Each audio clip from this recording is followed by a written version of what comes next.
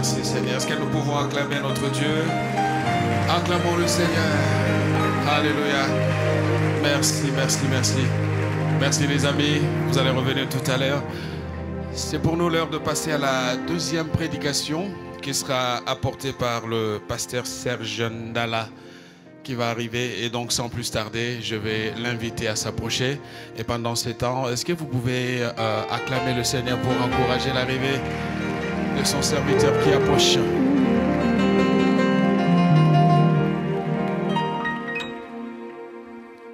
Heavenly Father, we bless your holy name. We thank you. We love you. Merci Seigneur pour ce moment agréable. Merci de nous rassembler pour nous bénir encore une fois. Merci pour la vision que tu as mise dans le cœur de ton serviteur. Quel privilège tu m'as donné de parler devant tes enfants, devant tes serviteurs. Utilise-moi et que je sois une source de bénédiction pour une famille ici. Que l'atmosphère soit saturée de ta présence. Et qu'on sorte de cet endroit en ne disant pas nous sommes venus assister à Dalo Ministries, mais nous sommes venus à un turning point, un moment de destinée de notre vie. Tu n'es pas avec moi dans cette prière, tu pouvais me dire un amen dans la prière. Ne sois pas religieux, sois spirituel. C'est un moment unique. Nous sommes dans la loi de la first mention, la première mention. Et Dalo Ministries en première, ici en Île-de-France, va ouvrir la vie d'une personne. Tu ne crois pas ce que je dis? J'étais déjà en train de prêcher. N'attends pas que j'ouvre la Bible pour que je commence à dire des choses. Crois que le ciel est ouvert sur nous et que cette conférence va changer quelque chose. Merci Seigneur. Amen. Je voulais remercier le Seigneur et remercier l'apôtre et son épouse, maman Viviane. J'aime un peu le côté protocolaire parce que ça nous permet de libérer le stress d'avant le prédicateur. Donc, laissez-moi dire quelques petites anecdotes. J'ai connu l'apôtre il y a un peu plus de 30 ans.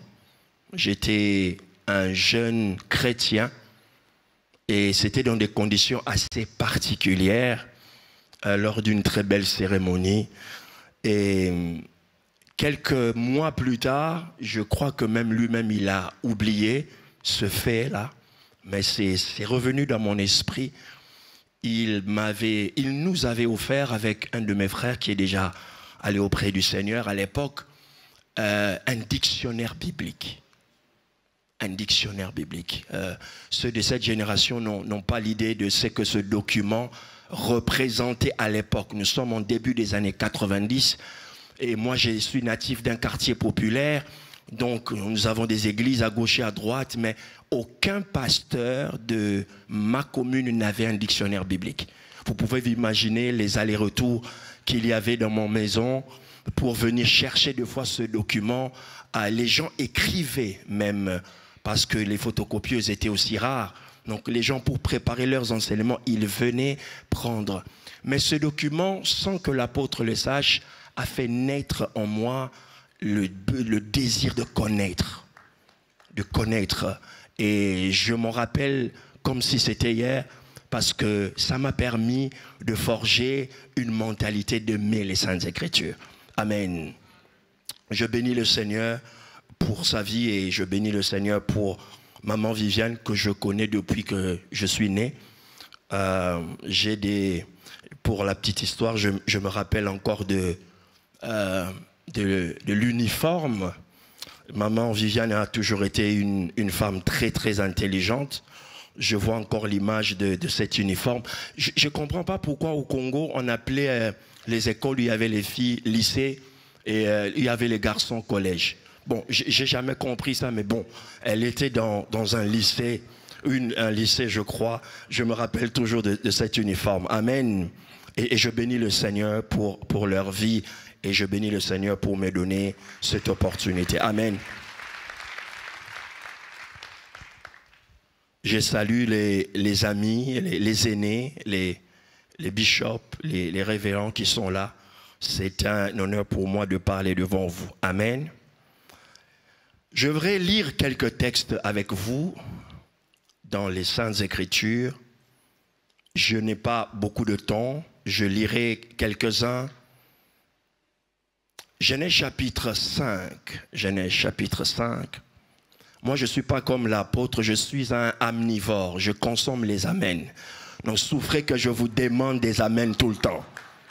Donne-moi un amen bien. Un amen qui va nous décomplexer un peu. Nous étions en hauteur, nous avions mangé du caviar spirituel. Je vais vous descendre à manger un peu du kebab. Vous êtes de l'Île-de-France et vous savez que le kebab est important dans notre système de fonctionnement. Donne-moi un amen bien. Les chiffres nous ont amenés à comprendre et à réaliser combien c'est important de prêcher avec son cerveau. Et nous bénissons le Seigneur pour l'apôtre. Encore une offrande d'acclamation pour lui. Genèse chapitre 5, je lis quelques versets à partir du premier. Voici le livre de la postérité d'Adam. Lorsque Dieu créa l'homme, il le fit à la ressemblance de Dieu. Il créa l'homme et à la femme. Il les bénit, il les appela du nom d'homme lorsqu'ils furent créés. Adam, âgé de 130 ans, engendra un fils à sa ressemblance, selon son image, et lui donna le nom de Seth. Les jours d'Adam, après la naissance de Seth, furent de 800 ans, et il engendra des fils et des filles. Tous les jours qu'Adam vécut furent de 930 ans, puis il mourut. Seth, âgé de 105 ans, engendra Enoch. Seth vécut après la naissance d'Enoch 807 ans. Il engendra des fils et des filles. Amen. Je prendrai que ce texte parce que si je dois lire les autres textes, je pourrais éventuellement vous proposer aussi le précédent. Genèse chapitre 4. Genèse chapitre 4. Adam connut Ève et sa femme, elle conçut et enfanta Caïn. Et il dit, j'ai formé un homme avec l'aide de l'Éternel. Elle enfanta encore un frère Abel. Abel fut berger et Caïn fut laboureur. Je m'arrêterai là. Il y a une chose que j'ai remarquée lorsque les apôtres se retrouvent devant cet homme qui était comme leur gardien lorsque la prison va s'ébranler. Cet apôtre va dire à cet homme qui est romain, si tu crois au Seigneur Jésus, tu seras sauvé, toi et ta famille. C'est très intéressant de voir que Dieu s'intéressait même aux familles romaines. Ces familles qui n'étaient pas dans la culture hébraïque, mais Dieu avait un regard sur ces familles romaines. Je donne ce texte et je veux dire que, en principe, je devais lire le chapitre 4 et le chapitre 5 après. Mais je préférais commencer au chapitre 5, rien que parce que on voit que dans le chapitre 5 de Genèse, c'est comme une restauration familiale de ce que le chapitre 4 avait perdu. C'est-à-dire que Dieu a donné à Adam 2 enfants, Abel et Caïn. L'un est cultivateur et l'un est, on va dire, élévateur. Mais il y a dans cette famille un dysfonctionnement qui vient s'opérer, qui vient entrer. C'est que le premier meurtre qui se passe dans l'humanité, c'est un frère qui tue son propre frère. J'avais dit à l'apôtre, je sens dans mon esprit l'envie, le désir et la conviction de parler sur le combat spirituel. Dans la place que l'homme de Dieu, son épouse et ses enfants peuvent rencontrer pour servir le Seigneur. Je bénis le Seigneur parce que nous croyons que Dieu a placé une parole apostolique dans cette atmosphère. Et l'onction apostolique, au-delà de bâtir des églises, l'onction apostolique nous donne la capacité de conquérir un territoire. Ton amen est faible et ne me convainc pas. Donne-moi un amen phénoménal. Un amen de Dallo Ministries. La Bible dit ceci, que cet homme, Adam, va avoir 2 enfants. Le meurtre de Caïn va faire en sorte qu'une brèche entre dans cette famille qui était censée être la première famille modèle sur laquelle toutes les nations de la terre se baseraient pour servir Dieu, mais cette famille va connaître un désastre à l'interne. Il n'y a rien de plus difficile pour un homme de Dieu, un serviteur de Dieu, une famille par ce quoi appelée par Dieu, d'avoir un déchirement interne. Lorsqu'on a un déchirement interne, on sent comme si le combat est perdu d'avance. Et c'est alors que Dieu va condamner Caïn. Et lorsque Dieu va condamner Caïn, on voit que dans la suite des événements, si vous êtes un bon lecteur de la Bible, vous remarquerez que dans la lignée de Caïn, il n'y aura plus de cultivateurs. Caïn va donner naissance à Tubal-Caïn. Il va donner naissance à l'ancêtre des métaux, c'est-à-dire celui qui a inauguré, a fabriqué le métal. Et c'est de cette lignée que sort l'esprit des armes, parce que c'est cet esprit qui va venir forger les guerres des nations. On voit que Caïn était devenu porteur d'une sémence qui a fait dévier la famille par excellence, la famille modèle de Dieu. C'est alors que Dieu va permettre que Caïn, Adam et son épouse puissent avoir un autre enfant. La Bible déclare que c'est alors qu'on a commencé encore à adorer Dieu. Je suis venu ici pour parler pas comme l'apôtre qui nous a amenés très haut, mais je suis venu profiter de son onction pour dire à quelqu'un: tout ce que tu as perdu dans ta famille, Dieu est capable de recommencer quelque chose. Non, ton amen ne me convainc pas. Je suis venu te dire que tout ce que tu as raté, tout ce qui a été chiffonné, détruit dans ta famille, Dieu est capable de commencer une autre lignée. Je vais vous proposer 4 ou 5 types de familles dans lesquelles je retrouvais des combats d'une nature destructrice. La première, je viens de la citer, c'est la famille d'Adam. La deuxième famille que je vous propose, c'est la famille de Lot. Ce qui m'intrigue dans cette famille, c'est que Lot n'a pas d'alliance avec Dieu. Lot est attaché à Abraham. Lot a un lien avec Abraham. Et Lot va profiter, va bénéficier, on va le dire ainsi, des faveurs de l'alliance qu'Abraham a avec Dieu. J'aimerais te dire que l'Europe ne nous trompe pas. Il y a des hommes qui ont des alliances avec Dieu. Ton amen est faible et ne me convainc pas. Je disais, il y a des hommes qui ont des alliances avec Dieu. Et Dieu m'a dit dans mon cœur: Serge, dis à mon peuple qui est là, je ne leur ai pas envoyé mon serviteur juste pour qu'ils viennent le voir prêcher. Je l'ai envoyé comme un apôtre afin que des familles puissent tisser des alliances avec lui. Ce que lui, il est devenu, ce que lui, il a fait avec sa famille, plusieurs sont capables de le reproduire. Si j'allais dire j'étais le prophète Serge Ndala, tu allais t'élever. Je suis le pasteur Serge Ndala et je suis venu prophétiser pour toi.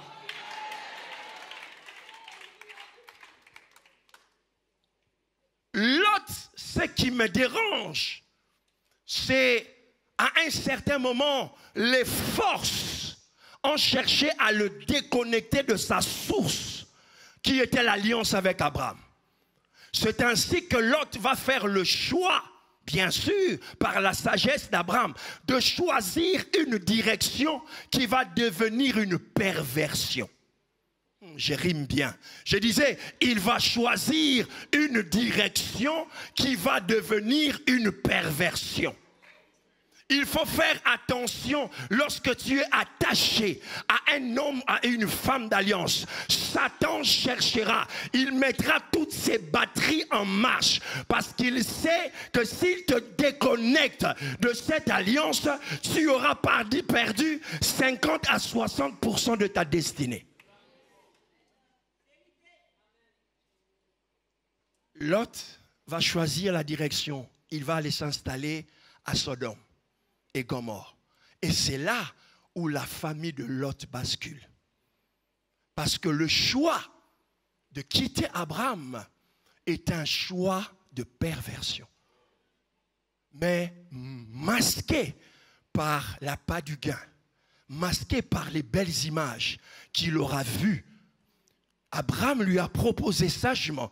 Vous savez, je dis à la jeune génération de foi, lorsque tu viens auprès d'un homme de Dieu, chevronné, expérimenté, qui te dit, fais ce que tu penses être bon, ne prends pas ça. Dis-lui toujours, papa, ce que tu dis, c'est ce que je ferai. Lorsque tu laisses parler ton cœur devant Abraham, Abraham te dira, si tu vas à gauche, j'irai à droite. Si tu vas à droite, j'irai à gauche. Mais la vérité de cette histoire est que les enfants de Lot sont confrontés à une réalité que nous connaissons à cause du changement d'environnement. La Bible dit que Dieu va dépêcher les anges pour venir arracher les enfants. Pas parce que Lot était saint, mais à cause de l'alliance d'Abraham. C'est pourquoi je disais, faites attention aux alliances. Mais ce qui m'intrigue aussi dans ce texte, c'est l'absence de la voix de la femme de Lot. Où est la femme de Lot pour qu'il dise à Lot, chérie, ce que tu fais, ce n'est pas bien. On ne doit pas partir de la maison d'Abraham. Combien de jeunes serviteurs sont confrontés à des réalités spirituelles qui détruisent leur vie aujourd'hui parce que simplement à un certain moment, ils n'ont pas voulu rester dans la maison d'Abraham, bénéficiant de la grâce d'Abraham. Et à cause, vous savez, il y a de ces personnes lorsque ils voient que Dieu est en train d'utiliser un serviteur de Dieu et le jeune prédicateur qui est là, il dit, moi aussi je sens qu'il faut que je commence le ministère.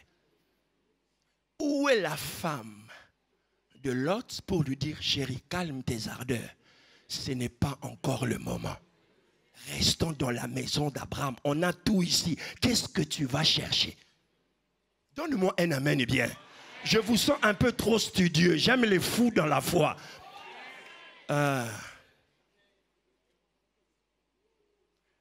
Ce qui m'intrigue, c'est dans toute cette histoire, la femme de Lot va devenir un bloc de sel. C'est assez impressionnant parce que le sel représente quelque chose. Donc cette femme, potentiellement, elle avait des choses. Elle avait des choses. Elle avait de la saveur. Mais une saveur qui était bloquée par sa perception de la vie. Parce que c'est la seule qui a regardé derrière. C'est la seule qui voulait rester à Sodome. Elle avait des choses, mais ces choses ne pouvaient pas sortir tant que ses yeux ne s'étaient pas ouverts. Combien de personnes vont perdre leur mariage, leurs enfants, leur famille à cause des biens de ce monde? Donne-moi un amen bien fort. Je prie pour que tu ne sois pas la femme de Lot. Je prie pour que tu sois le gardien ministériel de ton mari. Je prie pour que tu sois celle qui sera là, même lorsqu'il y aura le désastre, que tu dises, on ne bouge pas d'ici. La deuxième famille que je vous propose, c'est la famille de Elimelech. Elimelech, c'est cet homme qui a comme épouse Naomi. Et ils ont 2 enfants. Ils sont à Bethel, la maison du pain. Et à cause d'une crise, quelqu'un dit crise, dis bien crise. Vous savez, les crises font perdre les destins des gens. Lorsque la gestion d'une crise n'est pas maîtrisée, vous pouvez perdre beaucoup de choses que Dieu avait réservées pour vous. À cause de cette crise, Elimelech, chef de famille, va décider que nous allons quitter Bethel pour aller à Moab. Encore une fois. Vous voyez comment le diable, profitant de la crise, peut mettre une pression dans le corps d'un chef de famille pour déplacer sa famille et l'emmener à un lieu qui ne leur était pas destiné. C'est alors, lorsque Elimelech et sa famille arrivent à Bethel, ils en payent le prix fort de sa mort. Elimelech meurt. Combien de gens sont morts avec le temps? Écoutez-moi, j'aime dire ceci. L'Église, aujourd'hui, on est trop en arrière en disant le Seigneur avait donné et le Seigneur avait pris. Je crois en cette parole, mais je crois aussi qu'il y a des morts qu'on peut éviter. Donne-moi un amen bien. Je crois qu'il y a des morts programmées que nous pouvons déprogrammer. Je crois qu'il y a des morts précoces que nous pouvons arrêter. La Bible dit que Moïse, serviteur de l'Éternel, mourut selon l'ordre de l'Éternel. Il y a des gens qui peuvent mourir selon l'ordre du diable. Et Elimelech est parti à une Naomi aujourd'hui. Peut-être ton mari t'avait induit en erreur et vous vous êtes retrouvés à perdre des choses et à perdre des choses. Tu es de la race de Naomi, tu survivras. Non seulement tu survivras, tu ramèneras une personne de Moab et tu l'introduiras dans la famille de... Ah, tu comprends pas de quoi je parle. C'est vrai que tu as raté les choses de ta propre famille, mais Dieu t'utilisera pour ramener une autre famille. C'est grâce à Naomi.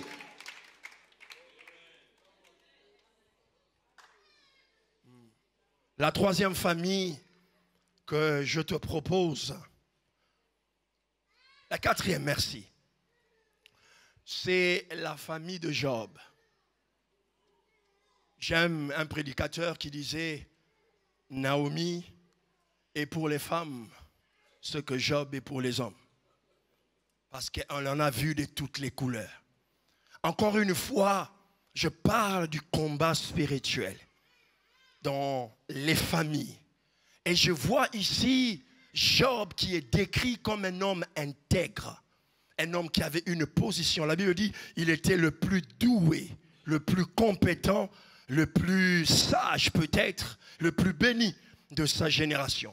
Ce qui est intéressant dans le livre de Job, c'est que c'est un livre où il y a l'absence de la loi de Moïse. Donc, on sous-entend que Job a vécu avant Moïse. Mais on nous montre déjà la réalité du combat spirituel. On nous montre que c'est Satan qui courait après Job. Satan qui voulait faire échouer la mission et la famille de Job. Et Satan s'investit dans cette entreprise macabre qui va chercher à détruire Job. Mais ce qui est intéressant, la Bible dit que Job bâtissait des autels pour ses enfants. Il était conscient qu'il y avait un dysfonctionnement dans sa famille. Sa femme ne la suivait pas trop. Les enfants étaient éparpillés. Il était le seul homme dans cette famille qui devait se battre pour que toute sa lignée respecte Dieu. Il en a payé le prix fort, Job. Mais malheureusement, Satan va toucher. Quel drame dans la vie d'un homme qui doit enterrer ses enfants. Il n'y a rien de plus pénible, plus difficile, parce que dans la nomenclature de Dieu, ce sont les enfants qui enterrent les parents. Lorsqu'un parent enterre ses enfants, il y a un dysfonctionnement. Ton amen ne me convainc pas, mais je le dis encore. Il y a un dysfonctionnement.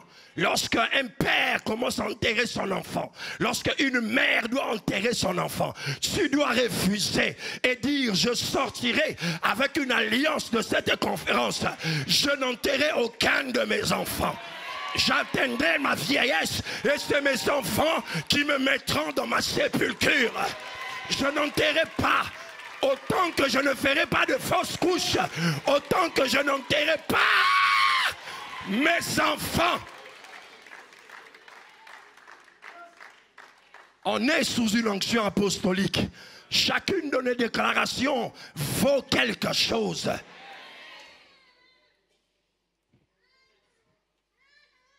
Job va enterrer. Quel drame! Et elle a en face d'elle une femme qui lui dit: maudit Dieu. Maudit Dieu. Nous prêchons Job, mais nous n'imaginons pas le combat psychologique dans lequel il était. Quelle détresse de perdre ses enfants, et la pression des amis, et la pression de sa femme, de dire: lâche, cette affaire de Dieu, ça va te coûter.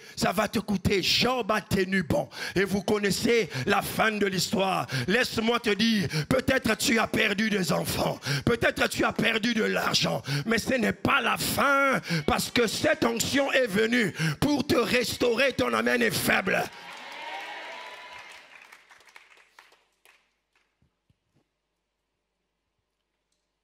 La dernière famille que je vous propose, c'est une famille assez spéciale. Parce que aussi les familles, l'apôtre l'a dit d'une certaine manière, nous savons que les configurations ont été bouleversées. Par exemple, en Europe, il y a beaucoup de ce qu'on appelle les familles recomposées. Les familles recomposées sont un vrai challenge, un défi pour le christianisme actuel. Parce que, bien que vous le trouverez dans la Bible, quelqu'un comme Jephthé, il était déjà dans une famille recomposée. La Bible déclare que Jephthé avait été conçu par sa mère qui était prostituée, et son père l'emmena dans un mariage. Et avec les enfants de cette femme qu'il aura, les enfants de cette femme vont chasser Jephthé. Donc vous voyez qu'autant que dans la maison de Jephthé c'était compliqué, autant que dans la famille de Jacob c'était compliqué. Celle-ci n'est pas une famille recomposée, mais c'est une famille, on va dire, bizarre. Pourquoi? Parce qu'il y a des sœurs déjà qui se battent entre elles. En plus des sœurs qui se battent entre elles, il y a des servantes de ces sœurs qui se battent entre elles. Je me suis toujours posé la question, pourquoi les frères de Joseph avaient-ils la haine contre Joseph? Mais j'ai trouvé la réponse, parce que lorsque celui-ci était dans le ventre de l'autre, il y avait déjà des chamailleries entre les sœurs, et ces chamailleries sont descendues dans le ventre, dans le cordon ombilical. Les frères de Joseph n'ont pas commencé à haïr Joseph, ils étaient conçus dans la haine. Il n'y a rien de plus compliqué dans une famille lorsque les sœurs se battent entre elles. C'est plus dangereux que la guerre du monde mondial. C'est plus compliqué à gérer lorsque des femmes se battent dans une famille. Mais quel que soit cela, la Bible dit dans le livre de Nombres chapitre 27, une famille atypique. Les filles de Tselofshad. C'est des filles qui m'ont inspiré. Parce que elles se retrouvent sans père. Et la Bible dit, elles-mêmes, elles viennent devant Moïse pour dire, notre père n'est pas mort de la rébellion qui s'est passée dans le désert, mais il est mort de son propre péché. Lorsque tu suis le discours de ces enfants, ils sont conscients que leur père avait, je ne dirais pas été bipolaire, mais avait deux dimensions. Il n'est pas entré dans la rébellion de Corée, parce qu'il estimait qu'on ne peut pas toucher Moïse. Mais il avait quand même des faiblesses parce qu'il est mort de son propre péché.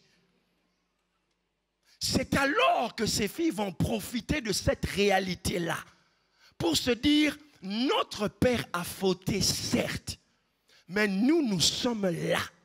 Nous voulons être les filles modèles d'Israël. Nous voulons nous battre pour restaurer le nom de notre Père et récupérer l'héritage. Je veux dire à une personne qui est venue dans cette conférence, peu importe la configuration familiale dans laquelle tu viens, peu importe le désordre qui a précédé cette conférence, tu as l'onction de changer l'histoire de ton avenir. Tu as l'onction, toi, de bâtir une nouvelle famille. Tu as l'onction de faire des choses différemment, de rétablir ce qui a été démoli, de renforcer ce qui a été affaibli, d'avoir accès à des choses que tes précédents ancêtres n'ont pas eues. Je sens que je suis en train de prêcher seul.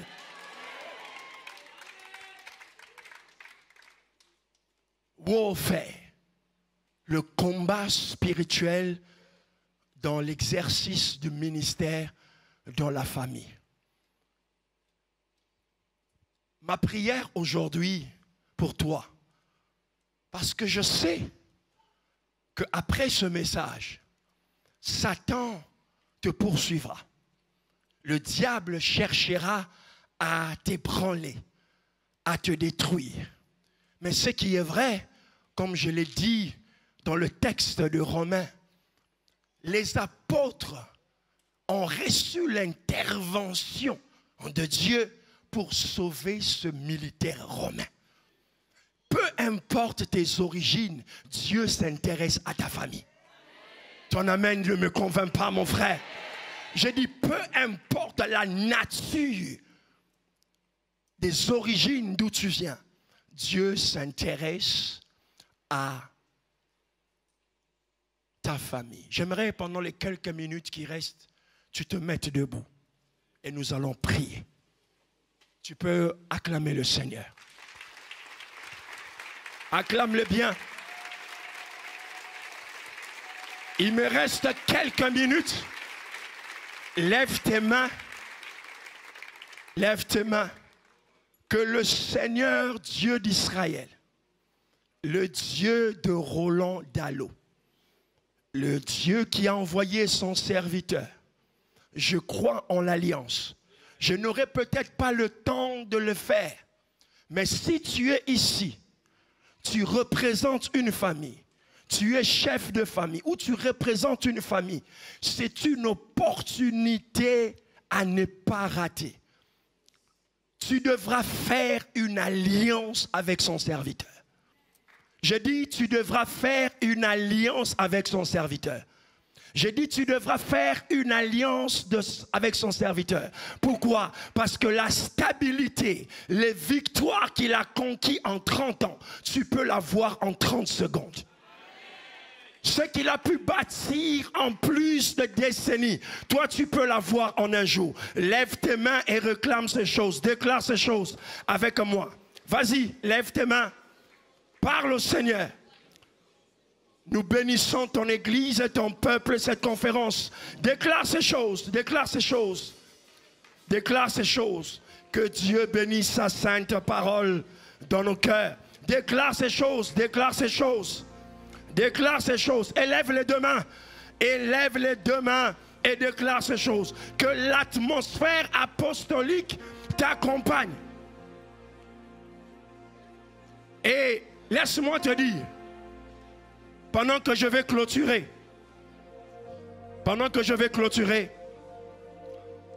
il y a des choses que tu peux obtenir par la prière. Si l'homme de Dieu t'impose les mains. Mais il y a des choses que tu ne peux obtenir que par l'alliance. Par l'alliance. Par l'alliance. Par l'alliance. L'alliance pour faire élever des enfants dans les bonnes conditions. L'alliance. L'alliance pour avoir une stabilité maritale.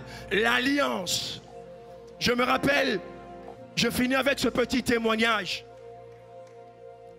Il y a quelques, je crois 1 année ou 2 ans, j'étais à Kinshasa Et j'ai atterri à Kinshasa. Et le premier réflexe qui était monté dans mon cœur, Dieu m'a dit, va voir ma servante, maman Viviane, va la voir. C'est vrai qu'elle est souvent occupée. Et des fois, elle décroche rarement le téléphone. Mais j'ai quand même insisté. Elle m'a dit, tu peux venir. Quand je suis arrivé, je me suis mis à genoux. J'ai amené une offrande. Il y a des choses que tu peux avoir par imposition des mains. Mais je crois que c'est devenu trop facile dans l'église. Donne-moi un amen bien. Si tu veux avoir l'onction de cette famille, tu devras payer le prix qu'eux ils ont payé. Je le dis sous l'onction de Dieu. Il y a des familles de la terre ici qui regardent l'apôtre Roland, comment il fait avancer sa famille, comment ses fils se marient. Il regarde maman Viviane, ah si je pouvais, ça c'est un souhait. Mais si tu veux recevoir cette chose, tu devras entrer en relation avec eux. Tu devras entrer en alliance avec eux. Tu es quiet, tu me regardes comme si j'étais en train de raconter des âneries. Je pars de la part de Dieu. Que Dieu bénisse sa parole.